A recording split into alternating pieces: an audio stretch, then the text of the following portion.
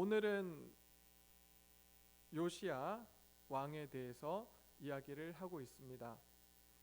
이 요시야 왕 34장부터 요시야 왕에 대한 이야기를 쭉 하고 있는데요. 이 요시야 왕에 대한 이야기가 오늘 이렇게 기록되어 있습니다. 여호와 보시기에 정직하게 행하여 그의 조상 다윗의 길로 걸으며 좌우로 치우치지 아니하였다라고 먼저 기록을 해두고 있습니다.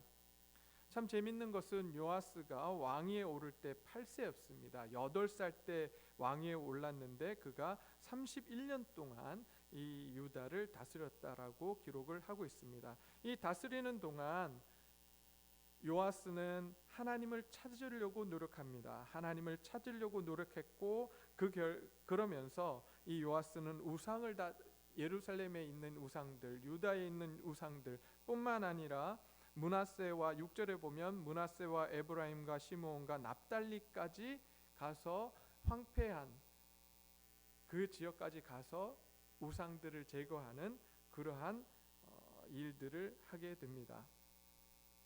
그리고 이제 요아스는 성전을 정결케 하기를 마치고 성전 보수하는 일을 하기 시작하는 내용이 바로 오늘 나온 말씀인 것입니다.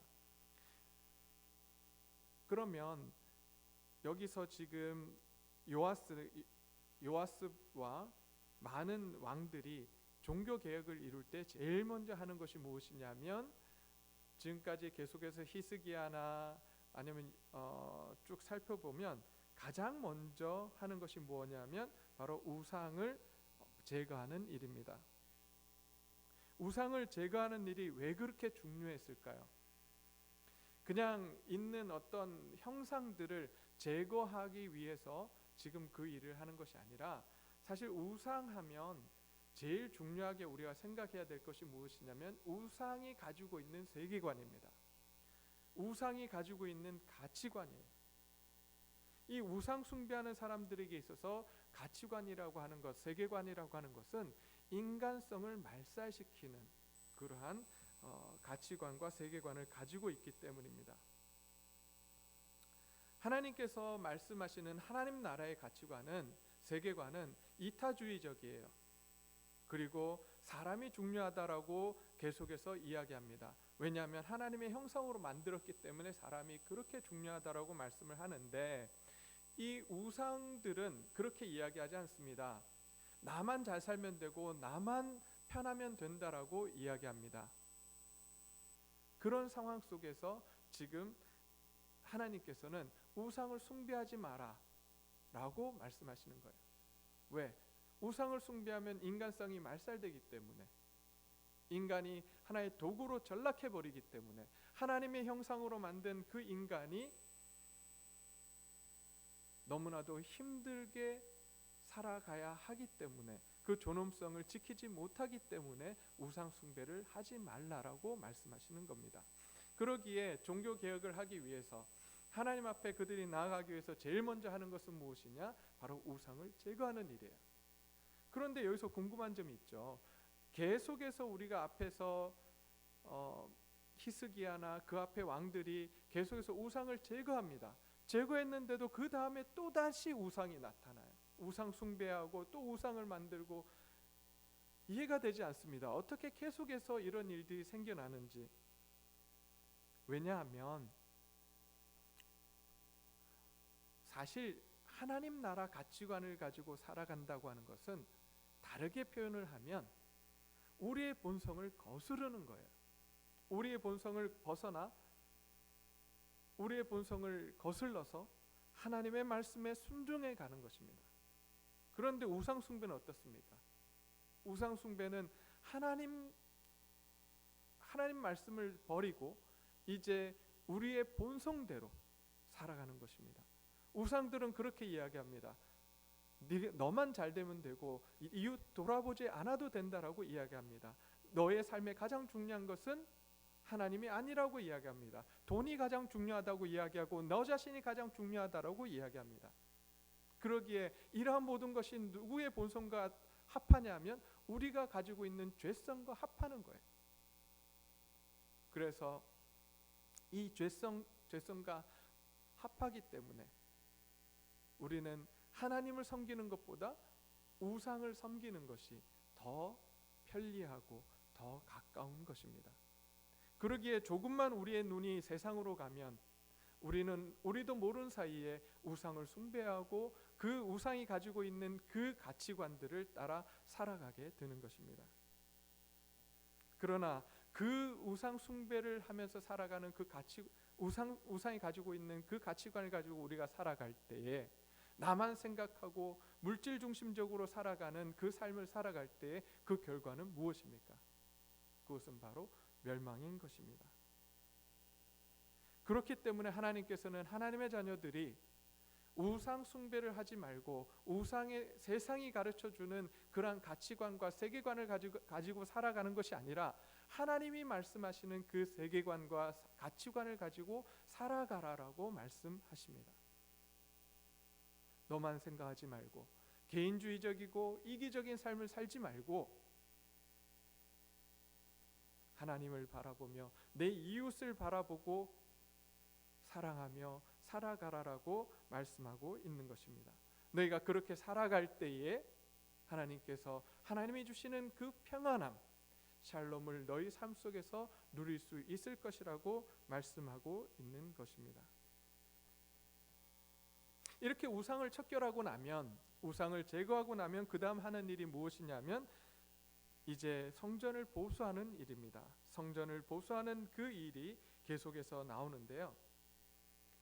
왜 성전 보수가 필연적일까요?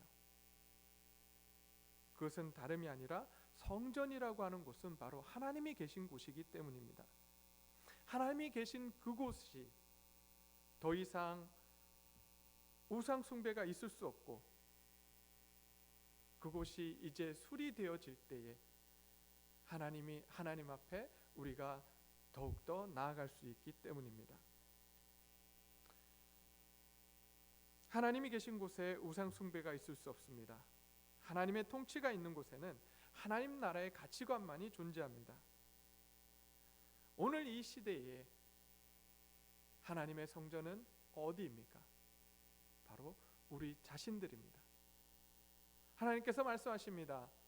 우리 안에 거하시겠다라고 말씀하셨습니다. 성령께서 우리 안에 거하고 계십니다. 그러기에 우리 몸이 성전이라고 이야기합니다. 우리가 예배드리는 이 예배당이 성전이 아닙니다. 우리 몸이 성전인 것입니다. 이제 혹시 이 시대의 흐름에 따라서 살아가던 우리의 모습은 아닙니까? 그렇다면 이제 우상을 버리고 우상을 제거하고 이제 우리의 몸 바로 성전을 다시 보수하기를 소원합니다. 그래서 이제 우상 숭배 속의 삶이 아니라 하나님을 예배하는 삶을 우리가 살아가기를 소원합니다. 그럴 때 이 어려운 시절 하나님의 은혜 속에 하나님이 주시는 평안함 가운데 우리의 삶이 진행되어질 줄 믿습니다. 하나님이 우리와 함께 하시겠다고 말씀하셨습니다. 이 어려운 시절에서 우리를 빼내어 주시는 것이 아니라 이 어려운 시절 속에서 하나님이 우리와 함께 하시며 이 시절을 잘 이겨나갈 수 있도록 하나님께서 우리의 손을 붙들고 한 걸음 한 걸음 걸어가 주시겠다라고 말씀해 주고 계십니다. 오늘 하루도 그러한 놀라운 하나님의 은혜를 경험하는 귀한 저와 동네제일교회 성도님들이 되시기를 소원합니다. 우리 함께 기도하시고 또 자유롭게 기도하시는 시간을 가지셨으면 좋겠습니다. 함께 기도하시겠습니다. 하나님, 그렇습니다. 요아스가 하나님을 찾고 가장 먼저 했던 일은 우상을 척결하는 일이었습니다.